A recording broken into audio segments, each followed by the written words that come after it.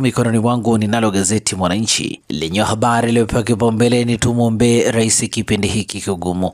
Awaangukia viongozi wa dini kumwombea kiongozi huyo wa nchi kuwabaini waovu wanaotanguliza maslahi yao binafsi badala ya taifa. Habari katika ukurasa wa 3 wa gazeti hili.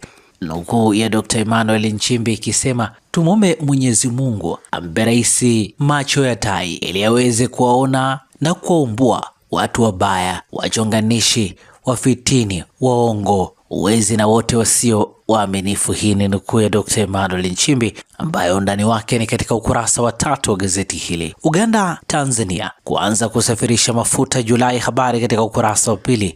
Ofisini chimbo sahihi la kunasa mwenza, ile ni swali ambalo jibu lake limeandikwa kwenye ukurasa wa 10 wa gazeti hili.